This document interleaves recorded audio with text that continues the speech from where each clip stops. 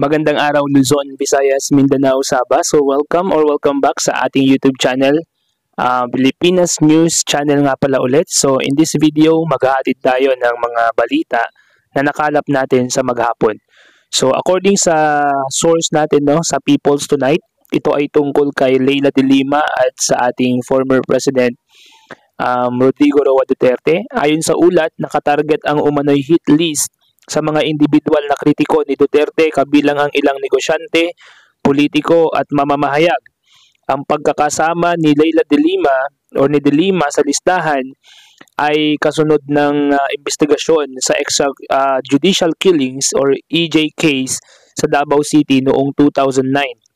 Kasama ng search warrant, si de Lima at ang kanyang team ay nakahukay ng mga labi ng tao sa Laud Quarry, isang lugar na umano'y ginamit bilang dumping ground ng Davao Death Squad or DDS. Sinabi ni ex-DDS hitman na si Edgar Matobato na inatasan siyang patayin si de Lima sa panahon ng investigasyon nito sa tumataas na bilang ng pagpatay sa Davao City, ngunit nabigo siyang isagawa ang misyon. Sa kabila ng pagkatuklas ng mga labi, naputol ang pagsisiyasat na nag-iwan ng isa pang pinaghihinalaang libingan na hindi na ginalugad.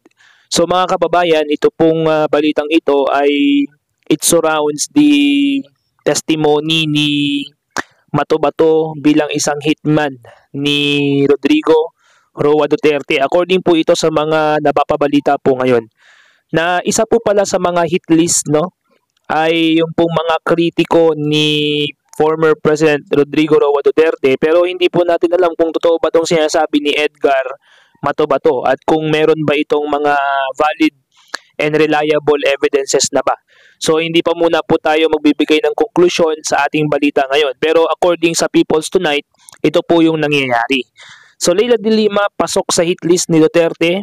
Ayon sa report, ibinunyag ng The New York Times na si former Senator Leila de Lima na dating chairperson ng Commission on Human Rights or CHR ay kasama di umano sa hit list ng Davao Death Squad na binuo ni dating Davao City Mayor Rodrigo Duterte.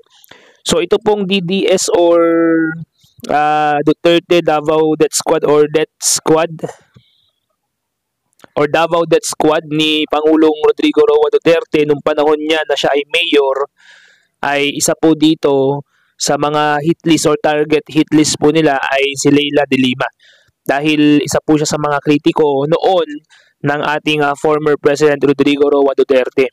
So kung totoo man po ito, nakakatakot. Siyempre, ikaw ba naman ang mailagay ang pangalan sa hit list? Of course, nakakatakot po yun. Pero kung hindi naman po ito totoo, matakot din naman po sana yung mga nagbibigay po ng mga gantong information. So sa ngayon po sa ating video, sa ating balita po ngayon, ito po ay pinag-uusapan lamang po natin dahil ito po yung mga napapabalita at isa nga po dito si Edgar Matobato na siyang naging special witness or whistleblower ng kampo ng mga against kay Rodrigo Roa Duterte. So, subaybayan po natin yung balitang ito mga kababayan para malaman po natin ang update. Isa naman pong maselan at sensitibong balita naman po na ayon naman po ito sa News 5. Nasa kritikal na lagay ang isang 84 na anyos na babae sa Cebu dahil sa tindi ng lapnos sa katawan matapos silaban ng buhay ng kanyang manugang. Uminit ang ulo ng sospek na si Ignacio Tribunalo nang tanungin ang biyanan kung nasaan ang kanyang asawa na lumayas noong Pasko. Walang naisagot ang matanda pero humirit ito na hindi siya babalikan ng anak. Matapos nito ay biglang sinilaban ng lalaki ang matanda at sinigurado pa na nakauhanan ng kanyang anak ang buong pangyayari. Porsigido ang pamilya ng biktima na magsampan ng kaso laban kay Tribunalo na maharap sa kasong frustrated murder. So ganun po talaga ng mga kababayan kapag ang isang tao ay balot ng galit. Dahil ayon po dito sa balita, iniwan po sila ng kanyang asawa noong Pasko pa at hindi pa bumabalik. At siguro mainit na yung ulo ng taong ito, itong asawa. And then dahil walang naisagot ang matanda at humirit pa ito na hindi na siya babalikan at ang kanyang anak, yun po yung naging resulta ng kanyang ginawa. Okay, yung pong sinabi ng matanda at siya po ay sinilaban nito. Pero actually, buhay naman po yung matanda mga kababayan. Kaya lang, kakasuhan po yung lalaki. Siyempre naman dahil sa ginawa po niyang damage sa matanda. 84 years old na po yung matanda dito eh.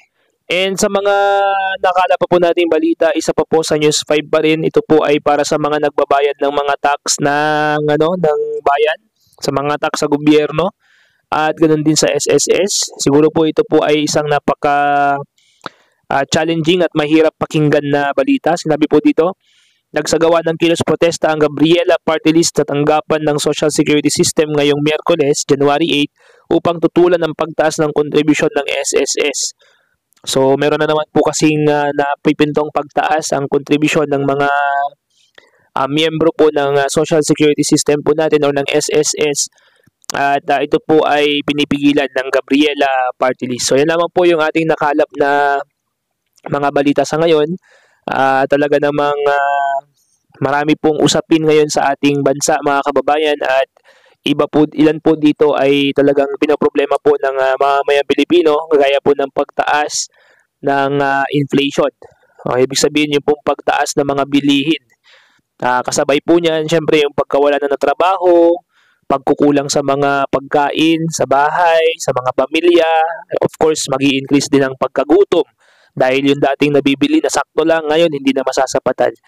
So yan lamang po ang ating mga nakalap na balita mga kababayan. Kung nagustuhan niyo po yung video natin, yung ating news ngayon, ay paki-hit na po yung subscribe button para ma-update ko po kayo sa mga susunod po nating videos na kagaya po ng balitang ito. At pakipindot na rin po yung notification bell para lagi kang updated sa ating mga videos. Once again, Pilipinas News Channel, peace out.